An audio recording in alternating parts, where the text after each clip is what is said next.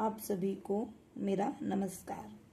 आप सभी का मेरे चैनल संस्कृत संज्ञान में स्वागत है। आई होप आप सभी लोग स्वस्थ होंगे, मस्त होंगे, अच्छे होंगे। अब हम पढ़ेंगे श्री रामचरितमानस का 10वां दोहा। तुलसीदास कहते हैं कि प्रिय लागहि अति सबहि मम बीनती राम जस संग दारू विचारू की करई को बंदिय मल्य प्रसंग। कहते कि श्री राम जी के यश के संग से मेरी कविता सभी को अत्यंत प्रिय लगेगी। जैसे मल्य पर्वत के संग से काष्ठ मात्र यानी कि चंदन बनकर वंदनीय हो जाता है, फिर क्या कोई काठ पर विचार करता है, अन्यथा कोई व्यक्ति काठ पर विचार नहीं करता है। सायम सुरभि पेय बिसद अति गुणद करिहिम सब पान गिरा ग्राम्य सिए राम जस गाविहिम सुनिहिम सुजान। कहते हैं कि श्यामा गो काली होने पर भी उसका दूध उज्जवल और बहुत गुणकारी होता है, यही समझकर सभी लोग उसे पीते हैं। इसी तरह गंवारू भाषा में होने पर भी श्री सीता जी राम जी के यश को बुद्धिमान लोग बड़े चाव से गाते और सुनते हैं। आगे कहते हैं मणि मानिक मुकुता छवि जैसी अहि गिरि गज सिर सो न तेसी नरप किरीट तरुणी तनु पाई लह्यम सकल शोभा अधिकाई।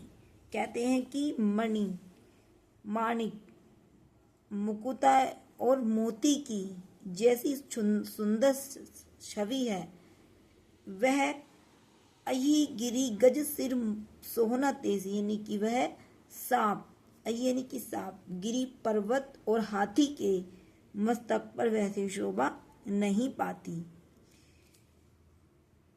राजा के नृप किरीट राजा के मुकुट और नव युवती तरुणी यानी स्त्री यानी कि जो नव यौवन से युक्त होती है, नव युवती स्त्री के शरीर को पाकर ही यह सभी अधिक शोभा को प्राप्त होते हैं।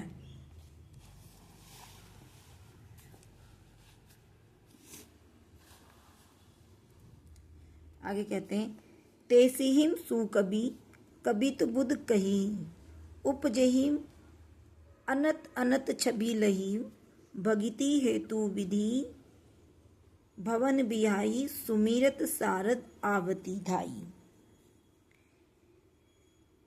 कहते हैं कि इसी तरह बुद्धिमान लोग कहते हैं कि सुकवि की कविता भी उत्पन्न और कहीं होती है और शोभा वो किसी और अन्य स्थान पर प्राप्त होती है। कवि भगिति हेतु विधि विधान कवि के स्मरण करते ही उसकी भक्ति के कारण सरस्वती जी ब्रह्मलोक को छोड़कर दौड़ी आती हैं। आगे बताते हैं रामचरित सर बिनु अन हवाए सो श्रम जाई न कोटि उपाय कवि कोविद अस हृदय विचारी गवाही हरि जस कली मलहारी। कहते हैं कि सरस्वती जी की दौड़ी आने की वह थकावट रामचरित रूपी सरोवर में उन्हें नहलाए बिना दूसरे करोड़ों उपायों से भी दूर नहीं होती।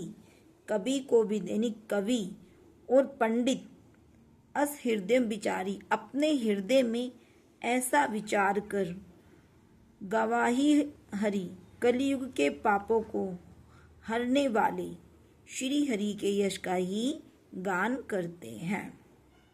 आगे किन्हें प्राकृत जन गुण गाना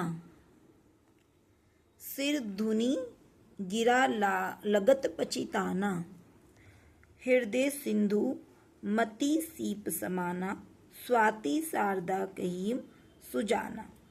कहते कि संसारी मनुष्यों का गुण गान करने से सरस्वती जी सिर धुनकर पछताने लगती हैं, पछताने लगती हैं।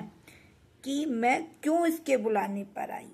तो बुद्धिमान लोग स्वाति शारदा कही सुजाननी, बुद्धिमान लोग हृदय सिंधु, हृदय को समुद्र, मति सीप समान और बुद्धि को सीप, और सरस्वती को स्वाति नक्षत्र के समान मानते हैं।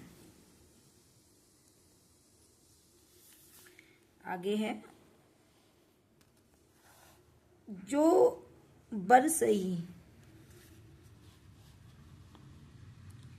बरबारी विचारू, हो ही कबित मुकीता मणि चारू। यानी कि इसमें यदि श्रेष्ठ विचार रूपी जल बरसता है तो मुक्तामणि के समान सुंदर कविता होती है। अब दोहा 11 पढ़ेंगे। जू गुति बेधि पुनि पोही अहिम, रामचरित बर ताग, पही रहीम सज्जन, विमल उर शोभा अति अनुराग। कहते हैं कि उन कविता रूपी मुक्तामणियों को युक्ति से भेद कर फिर रामचरित बर तागनी, रामचरित रूपी सुंदर धागे में पिरोकर पहिर रहीम सज्जन विमल, होने की सज्जन लोग अपने निर्मल हृदय में धारण करते हैं, जिससे उस शोभा अति अनुराग, जिससे अत्यंत अनुराग रूपी शोभा होती है। आगे जे जन्मे कली काल कराला, कर्तव्य बायस बेस मराला, चलत कुपथ वेद मग छाड़े, कपट कलेवर कली मल भाड़े। कली वो तुलसीदास कहते हैं कि जैनी जो कराल कलयुग में जन्म लिया है, जिनकी कर्तव्य व्यास बेस मराला, जिनकी करनी कैसी है, बायसनी कोवे के समान है, और जो वेश कैसा है, हंस के जैसा है। जो चलत कुपंथ वेद मग, यानी कि जो वेद मार्ग को छोड़कर कुमार्ग पर चलते हैं। जो कपट कलेवर, जो कपट की मूर्ति और उसके और कलयुग के पापों के भांडे हैं।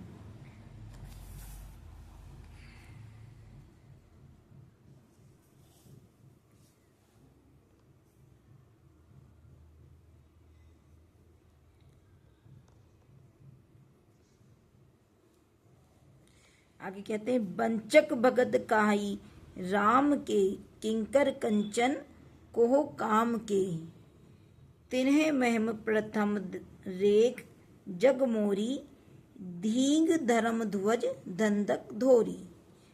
कहते हैं कि जो श्री राम जी के भक्त कहलाकर लोगों को ठगते हैं, किंकर कंचन, जो धन क्रोध और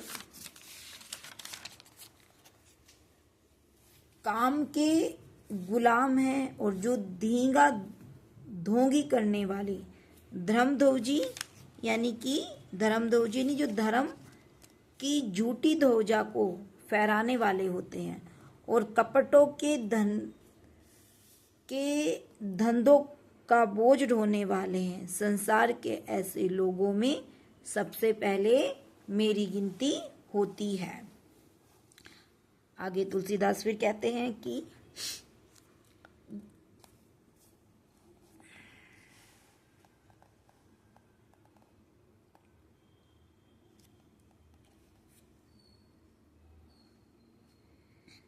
जो अपने अवगुण सब कहू, बाढ़ई कथा पार नहीं लहू, ताते में अति अलप बखाने, थोरे मुँह जानी हईम सयाने।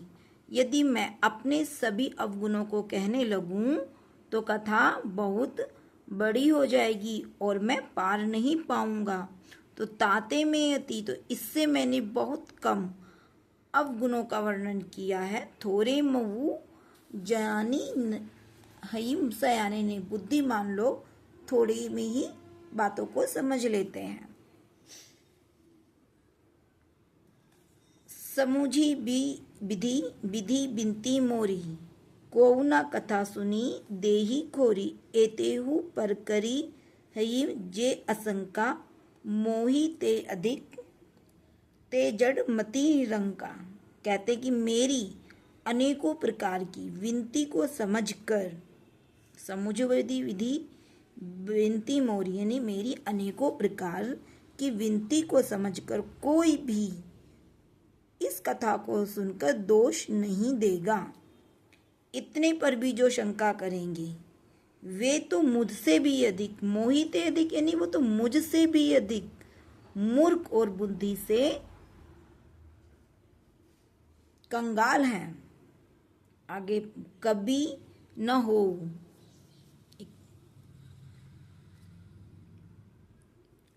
कभी न हो नहीं चतुर कहा वहु मति अनुरूप राम गुण गवाहु कहम रघुपति के चरित अपारा कहम मति मोरी निरत संसारा।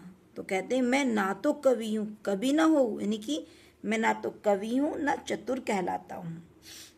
अपनी मति अपनी बुद्धि के अनुसार श्री राम जी के जो गुण हैं उन्हीं को मैं गाता हूँ। कहाँ तो श्री रघुनाथ जी का अपार चरित्र और कहाँ संसार में आसक्त मेरी बुद्धि। आगे बताते हैं जेहि मारुत गिरी मेरु उड़ाही कहू तूल के ही लेखे माही समुझत अमित राम प्रभुताई करत कथा मन अति कदराई। कहते हैं कि जिस हवा से यही यानी कि जिस हवा से सुमेरु जैसे पहाड़ उड़ जाते हैं तो तूल के ही लखे माई तो उसके सामने रुई किस गिनती में है। श्री राम जी की असीम प्रभुता को समझकर करत कथा और कथा रचने में मेरा मन बहुत हिचकिचाता है। धन्यवाद।